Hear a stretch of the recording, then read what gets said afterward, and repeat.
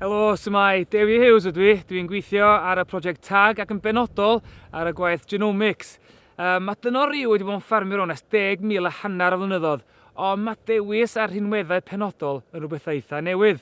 Yn y rhaglen fer yma, dyn ni am fynd ar y ffarm, i'r lladd-dy ac hefyd i'r labordy i weld sut mae technoleg newydd, sef Genomeg, yn gallu gwella hyn. Mwyn datblygu'r rhaglen fridio a effeithiol, i wella iechyd cynhyrchiant, neu yn achos y prosiect hwn i wella nodweddion carcas, mae angen i benderfynu pa nodweddion mae angen i ddewis. I drafod hyn, rydym wedi dod i weld Sean Hall-Jones sydd wedi bod yn cofnodi perfformiad ei Ddiadell ers rhai blynyddoedd, ac mae ganddo diddordeb mawr yn y potensial y gall Genomeg gynnig i'w Ddiadell. Dyn ni ddim yma i bridio'r anifail perffaith, achos dim llawer o'r un i gael, ond beth i'n neud yw trio gwella'r cyfartaledd, a hefyd trio gwella'r ein gwendidau. Sut wyt ti'n cyfnodi dy Ddiadell ar y funud? Amser wyna, mae gwybodaeth i gyd yn cael ei casglu, mae pwysau yn cael ei casglu trwy'r flwyddyn i gyd, a ni'n creu EBVs i pob anifail. A mae'r rheini'n galluogi i ni edrych fewn wedyn ni i wahanol traits, gwahanol agweddau o'r breeding a gwella o fyny. A sut ti'n teimlo neu beth ydy obeithio di hefo y technoleg newydd fatha Genomeg o ran dewis, rhinweddau a anifeiliaid mwy penodol? Sut wyt ti'n meddwl bod hynna'n mynd i wella dy Ddiadell di? Heb y gwybodaeth hynny, so'n gweld byddwn ni'n gwella ar y cyflymder i ni nawr, ynddo fe. Mae galluogi i pigo ar traits penodol sy'n cael effaith ar profit y Ddiadell yn hynod o bwysig i ni. A pa mor ymarferol, dwi'n gweld llon shed o ddefaid yma gen ti, ac dwi'n dweud bod ti'n cofnodi'n barod, ond pa mor ymarferol ydi o ar mwyn cofnodi nhw allan cam yn fwy teg wneud y gwaith Genomeg? Wel, dyn ni ar y ffarm, chymod, i ni'n casglu gwybodaeth yn wythnosol, felly i ni'n barod i fynd gyda'r system ni, ynddo fe. Mae'r technoleg Genomeg ar gael. Mae gwledydd eraill yn defnyddio'r technoleg yn barod. Maen nhw'n gwella'r technoleg hynny. I ni yng Nghymru, falle tyma bach tu ôl, dyw'r gwybodaeth yna ddim ar gael o ran y DNA profiling ac yn y blaen. Ond os ydym ni eisiau cystadlu gyda gwledydd eraill yn y byd, mae rhaid i ni dechrau ymdopi gyda'r technoleg na a defnyddio'r technoleg na o ddydd i ddydd.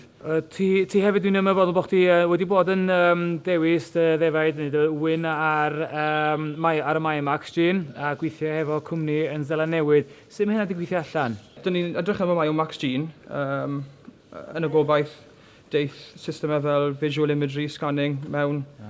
So trwy edrych ar y Max Gene, mae'n rhoi bach o hwb i ni, a gobeithio pam deith y technoleg yna mewn i'r diwydiant, byddwn ni'n barod i fynd.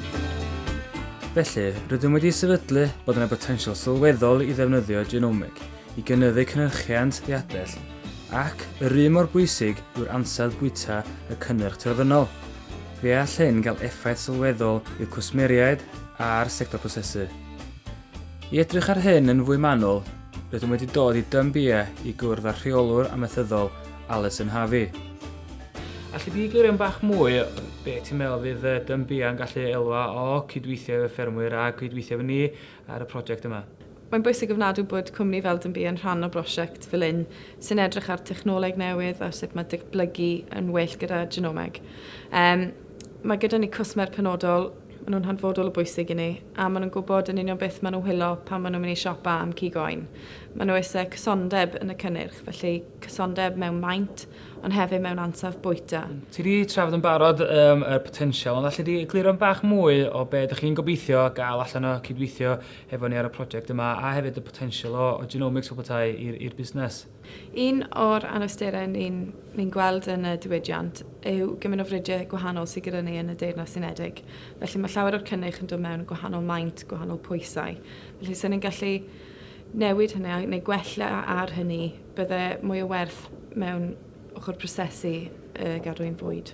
Felly mae cydweithio hefo ffermwyr yn hanfodol o bwysig gan nhw wedi gwraidd eich cynnyrch chi fyd i gwir felly. So pam ydych chi, be di'r pwrpas felly o gweithio efo ffermwyr ar y math yma o waith? Mae'n bwysig ofnadwy i gweithio gyda ffermwyr ni. Mae'n allweddol i'r busnes fan hyn yn Dymbia.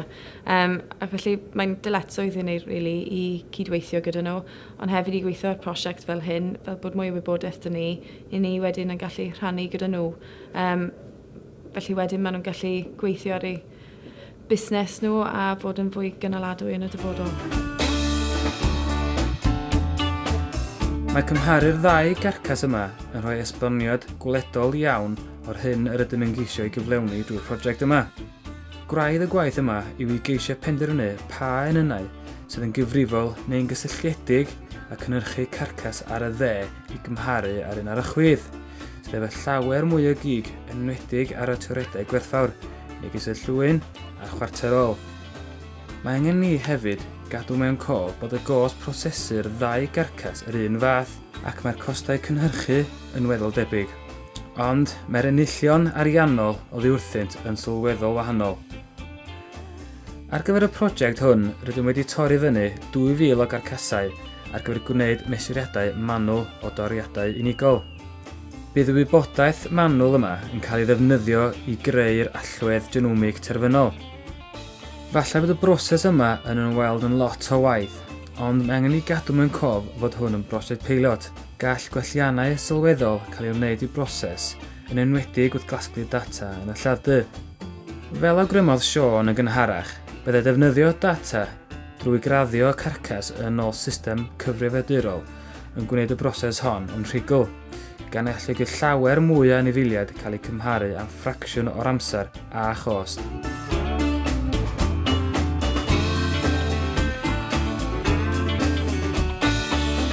So, dyn ni wedi bod ar y fferm, dyn ni wedi bod yn y lladd-dy, dyn ni yma rwan yn y labordy i weld y broses dwytha ac weld sut mae gyd yn gweithio.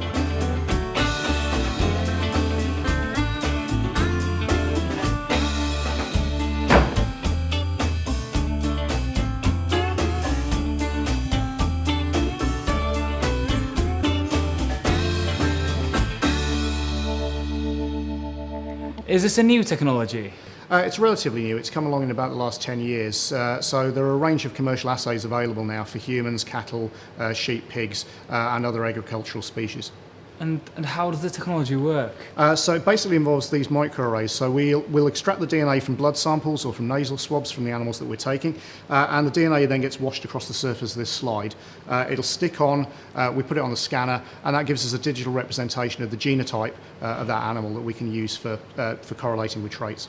What other species have benefited from this technology? So as I mentioned, there are arrays available for humans where it's used a lot in terms of identifying genes that might be predictors for type 2 diabetes or Alzheimer's disease. And in cattle, it's used for genomic selection where you estimate the breeding value of animals to improve, for example, milk yield or beef carcass quality, similar to what we're doing with you guys and the sheep. So we've invested so much time and energy on the farm, at the abattoir, and now here in the laboratories.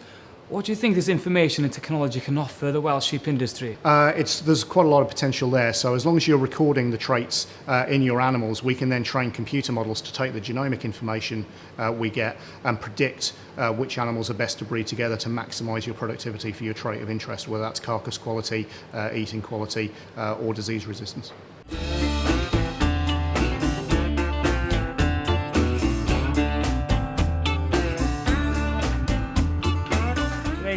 Yn amlwg bod Genomeg sy'n gweithio. Mae'r technoleg yma hefyd, mae'r galw yna o'r cwsmar a hefyd o diwydiant.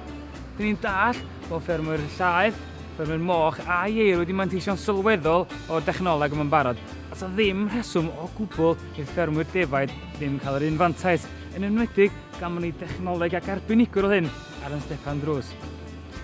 So pam eisiau gwneud y fantais yma? Wel, i greu diwydiant sydd yn proffidiol, sydd yn llewyrchus, ac sy'n gynaladwy i'r genedlaeth nesaf.